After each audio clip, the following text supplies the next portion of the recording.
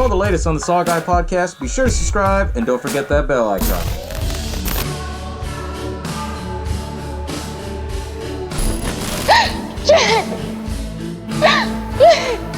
Welcome to the SaWGuy podcast. As always, y'all know, I am the SaWGuy, and Merry Christmas, Happy Hanukkah, Happy Kwanzaa, and Happy Holidays all together.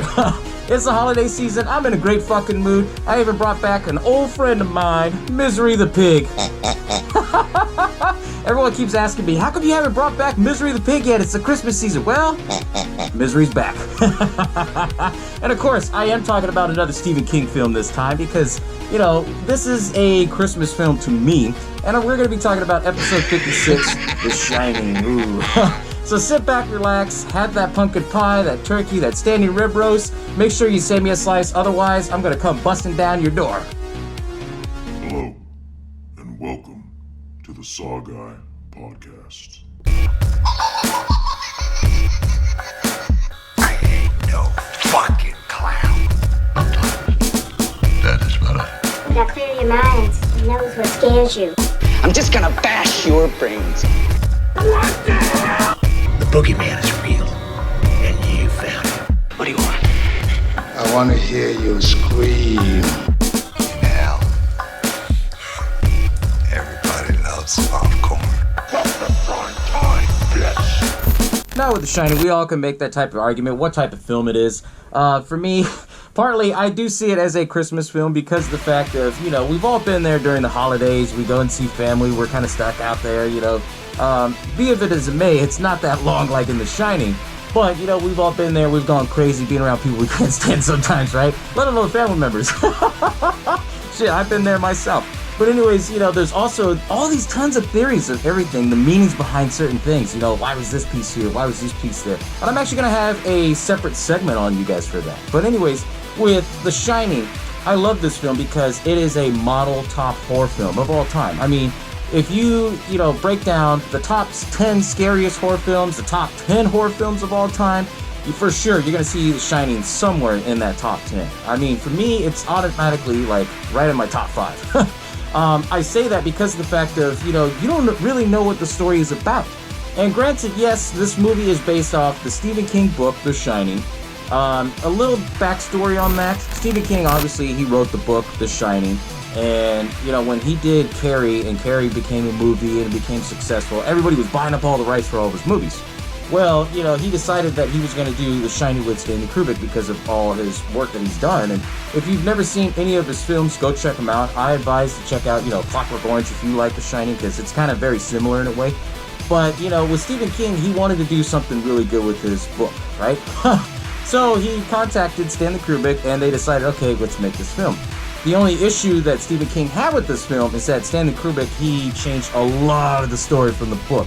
Obviously, you know, anything from a book to a movie and back and forth, there's going to be some differences. But Kubrick, he decided to change everything. At the time, Stephen King didn't really like that, but now that he sees, you know, what a pop culture icon this film has become, he's kind of, you know, he's okay with it now. You know, he sees where he was coming from. Later on in the late 90s, in 1997, they redid The Shining with the guy from Wings. He's no Jack Nicholson, but it was pretty good for what it was, and it followed step by step of the book that Stephen King wrote. But Stanley Kubrick, he had a vision in this. And see, that's the thing that I liked about Stanley Kubrick. He always strived for perfection, and many people, you know, picked out a lot of his theories of things because Stanley Kubrick, he's the type of person that would, you know, put in messages in there subliminally that you wouldn't even know. You know, and there's a lot of fan speculation on that, right? You got to tune in to my next segment on that, and you'll see, because some of the theories I heard about it was just like, what? But anyways, with The Shining, this film actually took a whole year to make.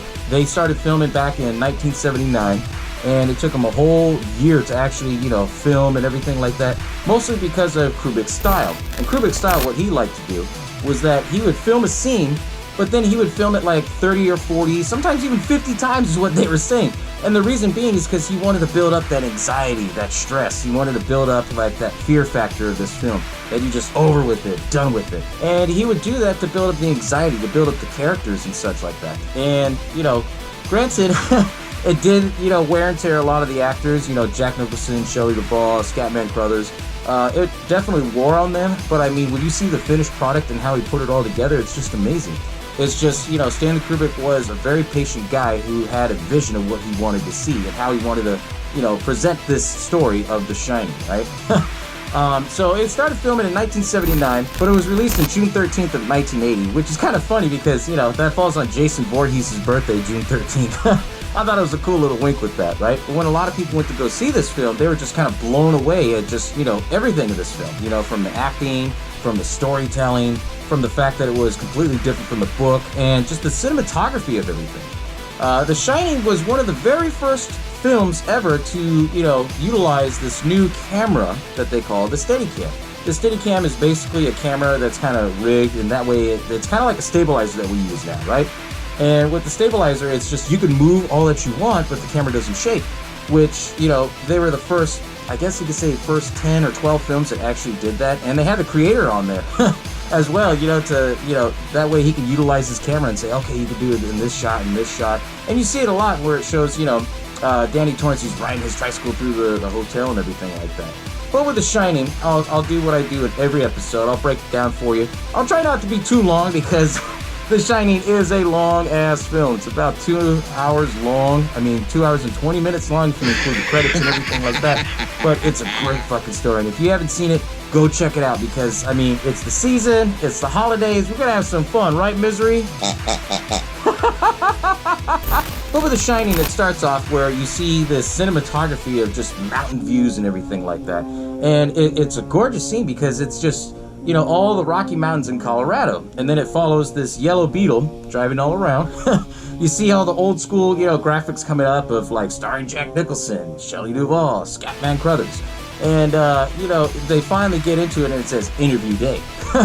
That's what I love about this film. It was in between that time of like the early 80s, late 70s, so slashers and horror films, they weren't how they are now where there's a lot of blood, guts, and gore. So, they had to build up suspense. They were more thriller-like, right? So, when they, start the film, it says interview day. You see this guy come in, who's Jack Nicholson. He's playing the character of Jack Torrance. He comes in and he goes, hey, I have an interview with Mr. Ullman. I guess Mr. Ullman, he was the guy who ran the whole hotel. And his receptionist's like, oh, yeah, down the hall to the right, first door, you can't miss, right? He goes in there and he starts, introducing himself. Yeah. Hey, I'm Jack Torrance. They start talking and everything. He's like, oh, close the door, I'm going to get some coffee. They start talking about what the job entails. And what the job entails is that Jack Torrance is going to be the caretaker of the hotel during the winter months, from October through February. And then he's just describing the job of like, hey, this is what you got to do. You'll have to run the boilers in some parts of the hotel and make sure that, if there's any issues coming on or any problems that you take care of it right away, mold and, all that shit that comes down when you have snow. If you ever live in snow, it's a pain in the ass, trust me. But anyways, then they start talking, and then it introduces his wife and his son. His wife is played by Shelley Duvall, and she plays the character of Winifred, as he introduces her. But it's actually Wendy. The whole time of the movie, she's called Wendy. And then you meet his son, Danny Torrance. Danny Torrance is played by Danny Lloyd. This was actually his first big break in this film, and I believe he was only like 4 or 5 years old when he did this film. And he got the role because, when he auditioned, he did the whole finger thing with Tony and stuff like that, and Kubrick loved it. He was like, oh shit, we gotta have this kid. And so that's where it shows them, and they're talking and they're watching, Roadrunner cartoons, which is another kind of little twist in there, right? Well, how come you don't want to go? Stanley Kubrick, he threw in Roadrunner in there. There's some theories behind that. I'll get into that in a bit.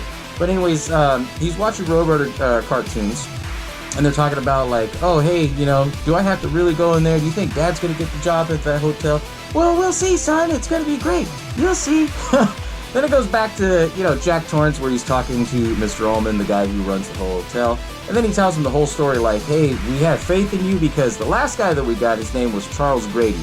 And from what I looked through, he was a good person, but all of a sudden, somewhere down the line, he had a mental breakdown, he ran amok, and, killed his family with an axe. Stacked him neatly in one of the West rooms, and then he put both barrels of a shotgun in his mouth. And Jack Torrance, he's just like, what? Just like shocked. They're like, what the fuck? And the reason why Ullman was telling him that story is because he was like, well, I wanted to tell you so that way you don't have any second thoughts in the job, da-da-da-da-da. And then he's like, well, I'm actually fascinated by it. I'm going to tell my wife. She's a confirmed ghost story and horror film addict.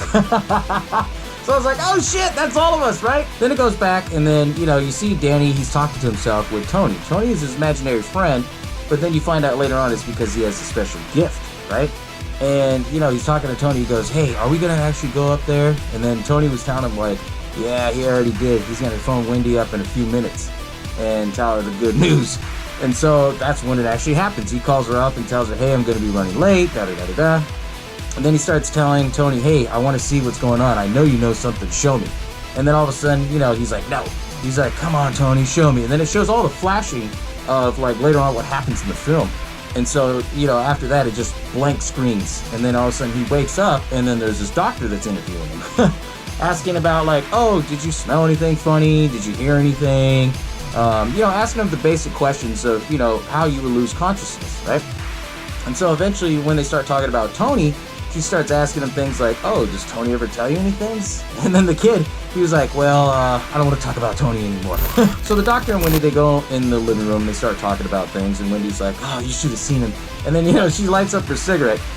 This is one of the scariest parts of the film for me because, she's smoking the cigarette and the fucking ash is like this long, and I'm like, ooh, that shit's gonna cause a fire. But anyways, they start talking. And she's like, well, this is what happened, da-da-da-da. And then, he was in school, but then we pulled him out when we moved. And then they got into the whole story about why he got that injury and how they moved. Well, in the book, they talk about how Jack Torrance used to be a teacher. And he just lost his shit and beat the shit out of the kid. That's what the book said. The movie, Stanley Kubrick's version, they never showed it. The TV miniseries, they did show it. But anyways, then they start talking about Danny's injury and how he dislocated his shoulder. And she was talking about how Jack Torrance, he was a heavy drinker and stuff like that. And one night he came home late and he saw Danny was messing with papers, and he went to pull him up and snapped his shoulder. And after that, she said, well, he decided that, he wasn't going to drink, and if I do, you can leave me. And then this thing really put the nail in the coffin for me. And she's like, and it's been 6 months and he hasn't had a drop of alcohol. And I'm just like, what? Like, this happened all recently? Like, in 6 fucking months? Like, you're crazy. And so, eventually, then it just cuts out to a different scene where it says closing day, right? And so it shows Jack Torrance, Wendy, and his son Danny. They're all, driving down in their VW bug up through the mountains. And then they have this conversation of like, oh, I can't wait till we get there. We must be really high in the mountains. And, finally they get there. You see Jack Torrance, he's sitting on the chair, just kind of lounging around, reading the magazine. Interestingly enough, I thought this was fucking funny. If you actually pause that scene and zoom in, Jack Nicholson's character, Jack Torrance, he's reading a magazine of Playgirl.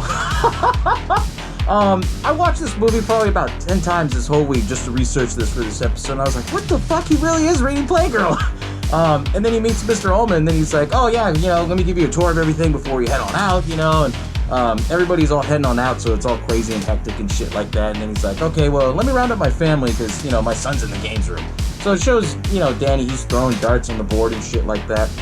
And then all of a sudden it starts playing this weird music. Stanley Kubrick, he never used any music, but he used like sounds, like violins on high pitched and, little random sounds and shit, right?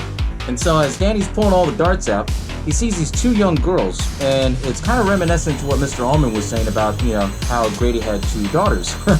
And they weren't twins or anything. That's the misconception of this film, is that everyone says, oh, they're twins. But Ullman said that one was 8 and one was 6, so they were close in age. But apparently they were twins, right? And so anyways, it shows that, they start going through different parts of the hotel and everything. They start introducing themselves. Then they finally go and look around into the Colorado Lounge, because the Colorado Lounge is actually based off a hotel known as the Ahwahnee Hotel in Yosemite. I think it's pretty cool because, I live in Fresno, so I'm a stone throw away from the Ahwahnee Hotel. And I remember seeing it a couple of times, but I never thought, 2 and 2 together, like, oh shit! They actually took pictures of what the hotel looked like, and they built sets that matched completely everything of the Ahwahnee Hotel, including the Colorado room. So as they're going through, you see all these native Indian artifacts. They start making comments about it and everything. They start going in, to the different rooms, and kind of looking around everything like, oh, this is the hallway where we have this, and all the presidents stayed here, and there's all the pictures. They finally go into the Gold Ballroom, and they start talking like, oh yeah, we can have a party in here. And Ullman, he was just like, well, we, unless you brought your own booze. Then you see Jack Torrance, he's like, we don't drink. And he's like, well, you're in luck then, you know. And then that's where you meet Scatman Crothers' character, Dick Halloran. Dick Halloran in this film, he's actually the cook. And, you know, he introduces himself, they start talking, and then all of a sudden, out of the blue, she's just like, hi, Danny, you know. And that's when the secretary or the assistant, she comes in, she's like, oh, he was looking for you outside. And, you know, they're kind of teasing Danny and everything like that. Oh, did you get done bombing the universe? Yeah. You know, the parent thing, right? And so anyways, Ullman, you know, he tells Dick Halloran, he was like, okay, well, you want to take Mrs. Torrance and their son and go through the kitchen and kind of show her around, and I got to go talk to Jack about some of these other things over here. And, you know, he's like, oh, yeah, okay. What's cool about Dick Halloran, his character that's played by Scatman Crothers, if you grew up back in the day watching the old school Cartoon Network, he's actually the voice of Hong Kong Phooey. I didn't know that shit. I thought it was interesting because I was, you know, researching for this episode. I was like, I know he's in another film. I recognize his voice somewhere. He was fucking Hong Kong Phooey. It was pretty cool. So anyways, they're going through the kitchen and everything like that, and, you know, they recite word for word from the book where it's like, oh yeah, the kitchen's so big, I'm gonna have to leave a trail of breadcrumbs every time I come in. And, you know, he's just like, it's just still nothing but a kitchen. So he goes in and he shows her the freezer and everything. You can eat a whole meal in here for a whole year and never have the same thing twice. No. So he shows her the freezer and everything like that. And then he goes in and he's like, okay, now we're gonna come into the dry goods. We got dried peaches, dried apricots, dried hams. You know, all that random shit. And as that's going on, then all of a sudden, you know, he starts looking at Danny, and then I guess he uses his shining power and he tells him, hey, how would you like some ice cream, Doc? And that's the thing is that, you know, he kept calling him Doc, and so Wendy's like, wait a minute, how do you know when we call him Doc like the Bugs Bunny cartoon? Oh, I might have heard you guys say it. Well, I don't remember saying that, you know? And he's like, well, he looks like a Doc, right? And then that's when Ullman and all them group up and everything, and then he's like, oh, hey, you know, that's fine. If you want to go and take Mrs. Torrance, I was just going to get to the ice cream. Do you want ice cream, Doc? Yeah, sure. So they go away and they have their own, you know, little segment and stuff like that. Then it shows Mr. Ullman still giving a tour around everything. You know, he shows them the maze, he shows them the snow cat, and, you know, tells them basically like this and that about the place. And then eventually you see that Dick Halloran, he's sitting there and having ice cream with Danny, and then he starts talking about the shining gift. And then that's when he starts talking to Danny and says, you know what I'm talking about, don't you? I can remember having conversations with my grandmother without ever opening our mouth. She called it shiny. And just for a long time, I thought it was just the two of us. And then he asked him, so how long have you been able to do it? And the whole time, Danny Torrance, he's not talking, he's just staring at him. He's like, why don't you want to talk about it? And then, you know, Danny Torrance, he says the most kid thing. I'm not supposed to. Makes me think of Family Guy sometimes. And then he's like, who says you ain't supposed to? Tony. Well, who's Tony? Tony's the boy that lives in my mouth. Is Tony the one that tells you things? Yes. Has he told you anything about the Overlook Hotel? Some things. And then he starts telling him, like, you know, about the whole gift of the shining, that some people shine, some people don't. And he thinks that, you know, places are the same thing. And then he was talking about the Overlook Hotel, how it's been around so long that not everything that's happened at the Overlook Hotel was good. And then Danny starts asking him, oh, you're scared of this place, huh? He's like, no, I'm not scared. He's like, then what's in room 237? He goes, room 237? He's like, you're scared of that room, huh? And he's like, well, there ain't nothing in that room, but you ain't got no business going in there anyway, so stay out. You hear me? Stay out. And then it flashes forward into, you know, here it's already the first few weeks and everything like that, and then it shows that Wendy's already very comfortable there. You know, she's pushing the cart through the whole fucking hotel and everything like that. She made breakfast for Jack. She goes in there and she's like, okay, you gotta get up and, you know, it's beautiful outside. I made you breakfast, eggs sunny side up. And they have a conversation where, you know, she's like, hey, I'm really liking it out here. And he's like, you know, I'm having my weird sense of deja vu. You know, I mean, we've all had deja vu, but this was weird. Like, I've already been here before. Ooh. You know, and it kind of flashes forward to how they're adapting to this life, you know, caretaking for this hotel. And eventually it shows that Jack, he is working, and then it shows that Danny, he's kind of playing with his toys in different parts of the hotel, and Wendy, she's doing actually all the work. And I thought that was kind of funny because this whole story was just about, you know, Jack Torrance, he was going to take care of the hotel, but he ends up not. Then eventually it gets into, like, other random days. So it starts going into, like, okay, Tuesday. And it shows Shelley Duvall, she's making dinner and everything like that for all of them. she's watching the TV and stuff like that, and it says, oh, well, it looks pretty now, but tomorrow there's going to be snow coming in. And so that's what she eventually goes and bugs Jack when he's typing. And it's funny because, he's typing on the typewriter. And Stanley Kubrick, the way that he is that he piped in sound, so it actually sounded like he's really typing on a specific typewriter, which is really cool. But anyways, she goes in there, and it makes that sound effects, when he's doing the typewriter. And he's like looking at her, and then she's like, hey, hon, the weather forecast says it's gonna snow. And, he looks at it and he goes, well, what do you want me to do about it?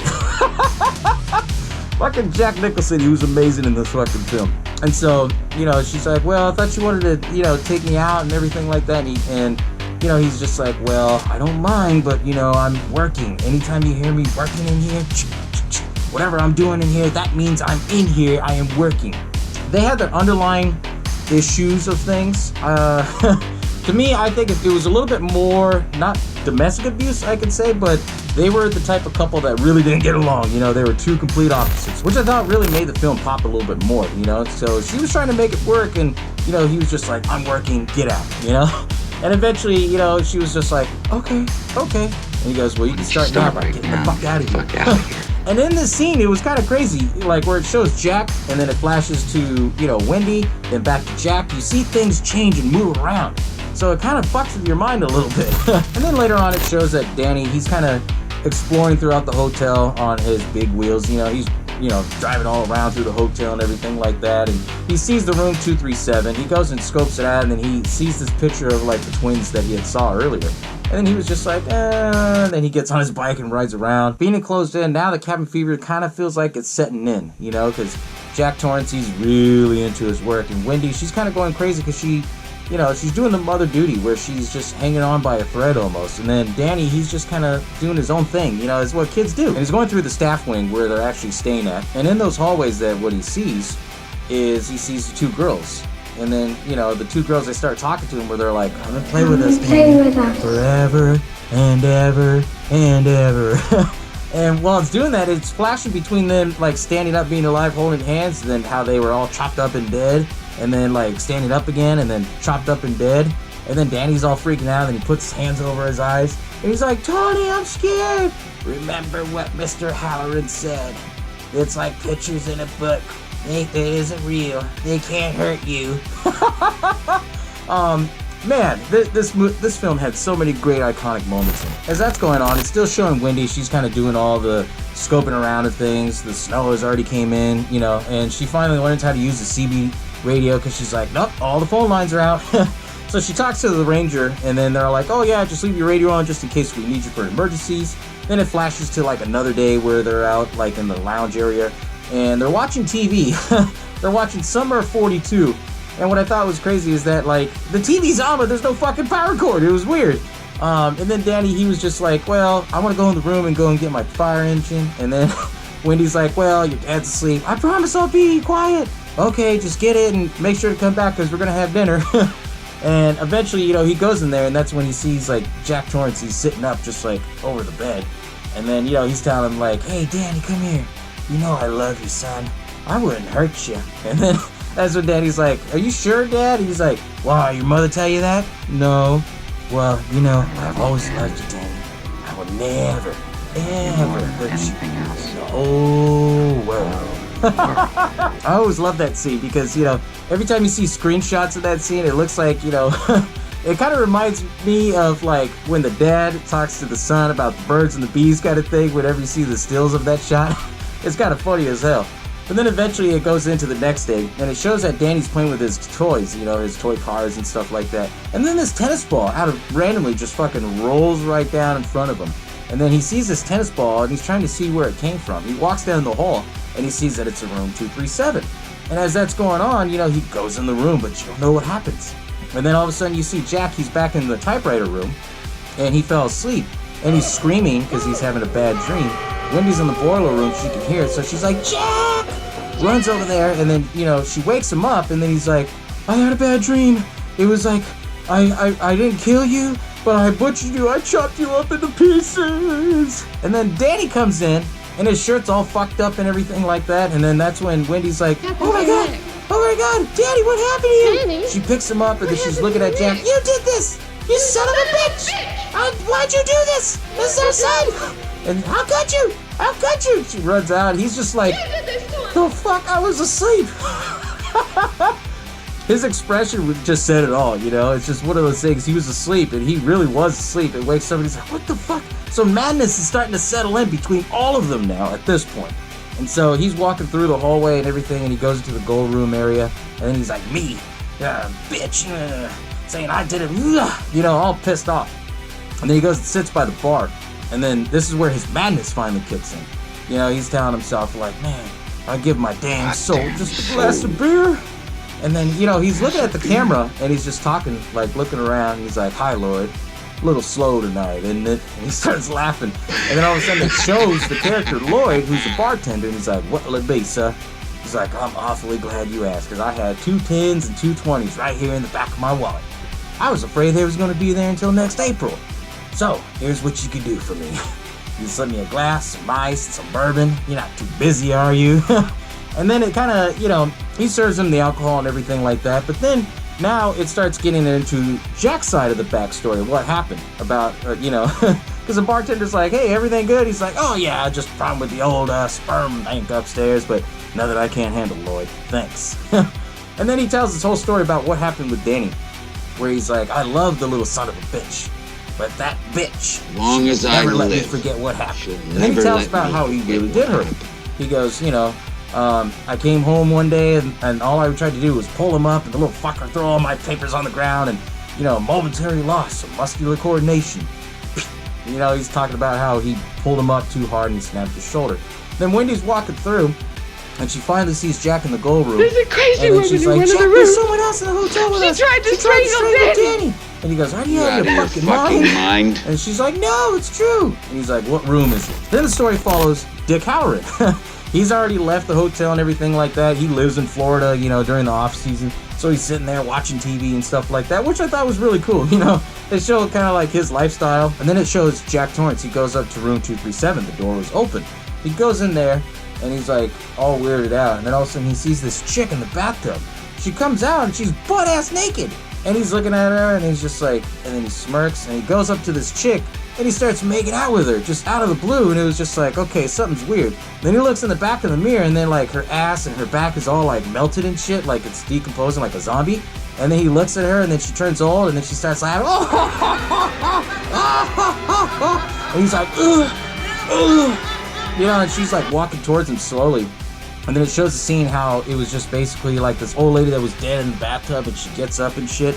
And he was like, ugh, ugh. He pulls the door closed and he locks it. And then at that same time, Danny sees everything that's going on because he's got his shining power. And while that's going on, then he's also calling, you know, Dick Halloran saying, hey, we need help. And eventually, you know, Jack Torrance, he comes back and talks to Wendy. And he's talking all calm. And so she's like, well, was there anybody in the room? And he's like, no. Well, something's not right. And then, you know, then he starts talking about like, well, when you rule out his side of the story, the only thing you can think of now is that he did it to himself. And she goes, well, we gotta go down to Sidewinder, you know, the nearest town that's close to him. And we gotta get him a doctor. And this is where Jack fucking loses it, where he snaps. And then he's like, it's so fucking typical of you to do this to me. I could really write my own ticket if I go back to Boulder now, right? Shove it out driveways, week at a car wash. Any of that appeal to you? She's like, Jack. You know, and then he's like, I'm not gonna let you fuck this up for me. And he walks out. And it's implied that they have a lot of domestic abuse between each other, you know? It's more or less like they're a couple that's just hanging on already by a thread before they went into the hotel. And they never really explained it. The book explained the fact that it was because, you know, he was a mad alcoholic. She was kind of like the damsel in distress, where she, you know, stayed with him because she loved him, but she put up with a lot of his bullshit. And so, you know, it shows that Jack, he storms off and everything like that. Dick Halloran, he's trying to call all these places, he can't get a hold of them. So finally, you know, he calls the ranger and then he says, hey, can you call the radio out there and see if they're okay?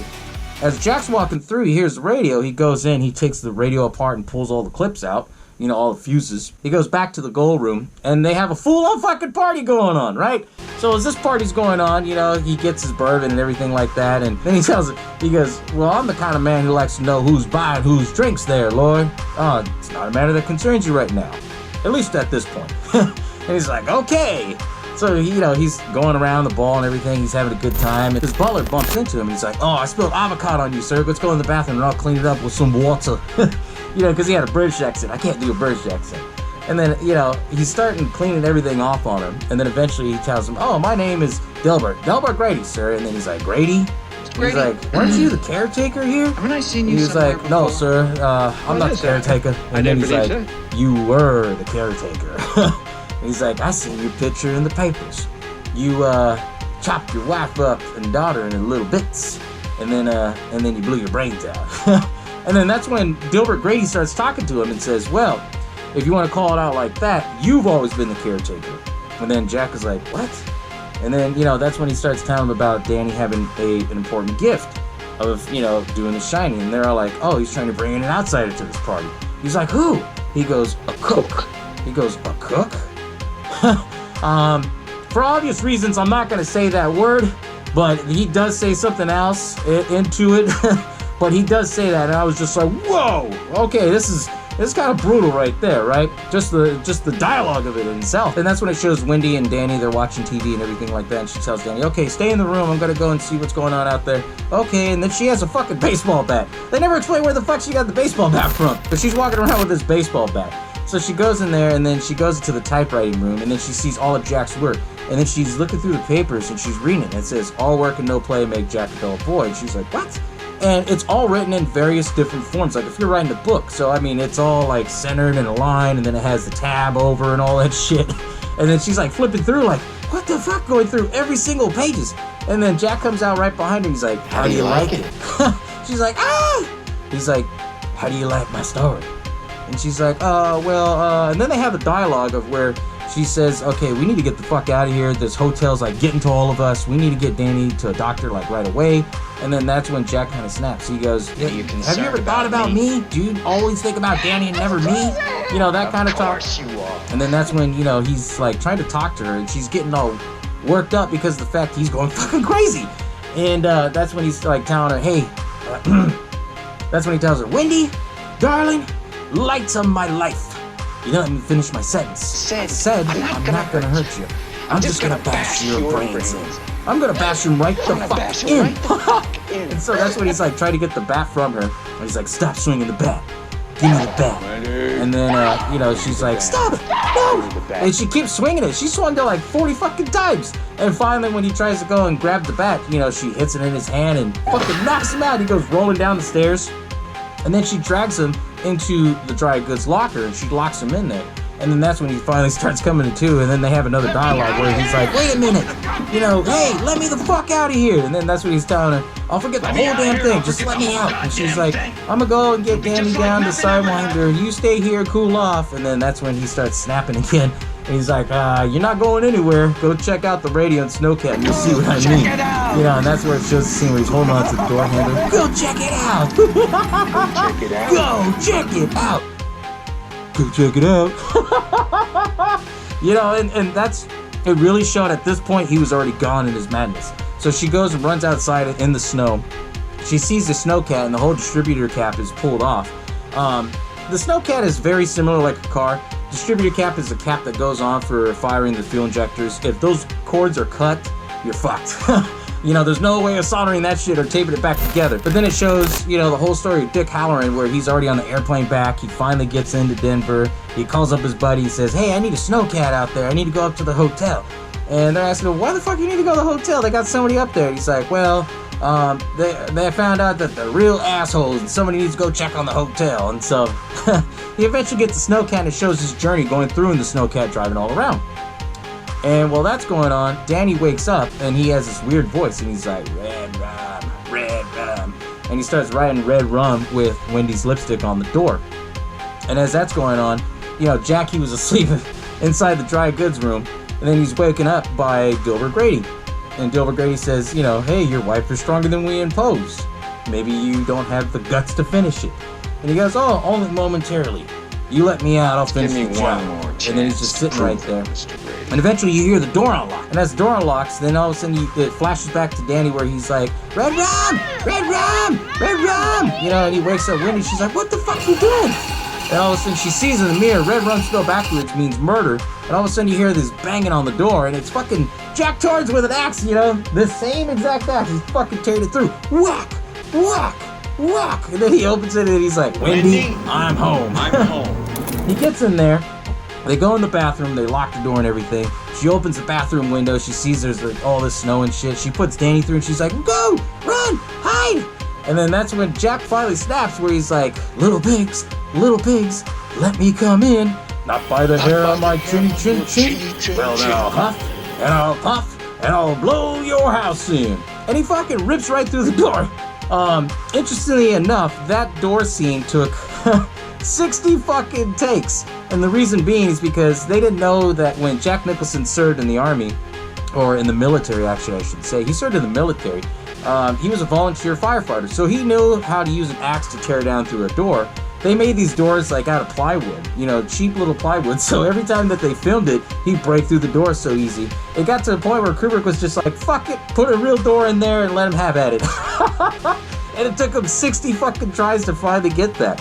So when they finally got the right try, he busted in through the door and he sticks his head out, and it's the most iconic thing out of this whole fucking movie. He sticks his head out and says, here's Johnny. And, you see Wendy, she's freaking out every time that he's breaking through, and eventually he puts his hand through and she has a knife, and they stop for a second, then they hear the snow cow. And then, that's when they knew something was up. Jack goes looking all around. Wendy, she's all looking all around, and she starts to kind of start seeing all the madness happening, and so you don't know if this is a ghost story or if this is just plain madness playing out in their head or what. Then eventually, Dick Halloran, he comes in, hello, hey, hello, he's like screaming it like in the main hallway. He gets to a certain point of the hallway, and then all of a sudden you hear Jack Nicholson come out where he's like, oh, and he fucking puts the axe right through his chest. And as that's going on, Danny can see this with his shiny heart, and he's screaming, oh! And then that's when Jack, he gets up, he pulls the axe out and everything like that. Danny boy! Danny! And Danny, he comes out of the hallway, because he was hiding in the cupboard, I guess like in a cabinet or something. And then he starts running through, and he leads this whole cat and mouse, chasing game with Jack. And so Jack is following him, and he's got a bum leg, from falling down the stairs and shit. So he's chasing them all around, and as that's going on, then you see Wendy trying to get out of the hotel, and she sees all this crazy shit happening. She sees Dilbert, or I guess it's Dilbert Grady, but it was supposedly one of the guests, where, he looks at her, his head was split open, you can see shit coming out, and then, he's like, great party, isn't it? And she's freaking out. She goes up through the stairs, and she sees this dude, and this other, person dressed up in a bear outfit, they're kind of getting a little kinky, and then they start staring at her, and she's like, what? Freaking out. She goes down into the waiting area, and she sees that it's all a bunch of dead skeletons and everything, all cobwebs and shit. She's flipping the fuck out. She eventually gets out, and when she goes outside, that's when, you see Danny and Jack, they run outside and they go through the maze. And, they're running through the maze and everything like that, and Jack's like, Danny boy, where are you? Danny! And I thought it was pretty cool that Danny was smart enough to where, he went through and he knows the whole maze. And then after that, he stopped, backtracked on his footprints, and then he, covered them all up, and then he hid until Jack got more into the maze and got lost. Then he found his way out, and when he found his way out, he ran to his mom, and they hugged and everything. They got in the snowcat and left, and then Jack is all freaking out. Daddy, I love you. Right? Then it shows that it's the next day, and he was sitting there, and he fucking froze to death. And it shows that he's actually frozen, just like, And I thought it was pretty interesting. And so, then it has one last scene in this film. It goes right back to the hotel, and it's zooming into all the pictures, right? Little by little. Then it shows this party that's going on, in the 20s, 4th of July in the 20s. And then it gets closer and closer, and you see it's fucking Jack Torrance. And it's like, oh shit, so he really was the caretaker. What the fuck? Like, it was weird deja vu, and then the film ends.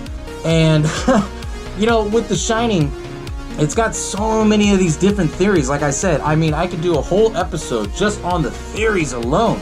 But I'm going to give you guys a segment on that. Interestingly enough, like I said, it's just this whole film, it doesn't really know if it wants to be a ghost film or a cabin fever film. Because there's so many different things that play with this, and all the behind the scenes stuff, with Kubrick and how his style is. a lot of the actors, they really either got better from this film, or, you know, they just learned how to hone in on their talents, or they never really did another film like this. You know, look at Shelley Duvall. Shelley Duvall, this is by far one of her best performances out of all the films. I know everyone's going to make the argument and say, well, she was better in this film than that film. No. The way how Kubrick got her to have that vulnerability feel, like she was on edge the whole time, it shows right through in this film, you know? Jack Nicholson, the fact that he was just this normal plain guy and then he goes into crazy madness, he turned around and used it and obviously became, you know, one of the most iconic villains of all time with Joker, right?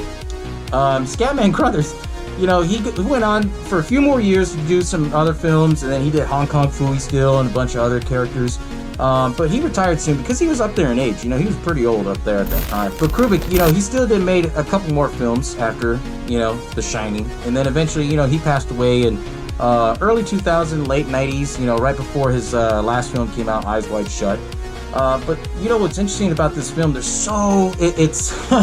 I say it's a model horror film because it builds up all this suspense. And if you think about it, it doesn't really show anybody getting killed off other than Dick Hallorann.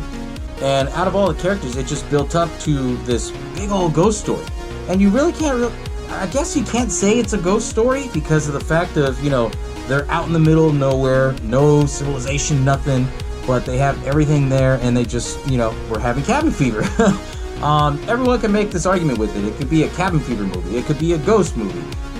There's other hidden meanings behind this, you know? For me, personally, I see this film as more of a supernatural. And the reason why I say supernatural, and I'm going to take it way back to my very first episode of SaWGuy podcast, was because of the fact that it entails and stuff that is the unknown, you know? Less is more is what's scary. The Alfred Hitchcock thing. And, you know, Stanley Kubrick, it was a huge Alfred Hitchcock fan. I mean, you could see it all through The Shining. Less is more. You know, it builds up, and then it shows the scene away, and then eventually, it lets your imagination run wild. But as this film being a top model film of horror films, oh yeah, for sure, this has got to be the top model film. This is up there, right up there with Exorcist and, you know, the original, I guess you could say, Texas Chainsaw, you know, the birth of slasher films. Because of the fact that it's so iconic, it was the very first one. And there's been films that try to do The Shining, but kind of not. And, you know, interestingly enough, they made a sequel to this film from the book, Dr. Sleep. I haven't checked it out yet, but if you've seen that film, let me know in the comments below. I'm anxious to hear what you guys' thoughts were on that.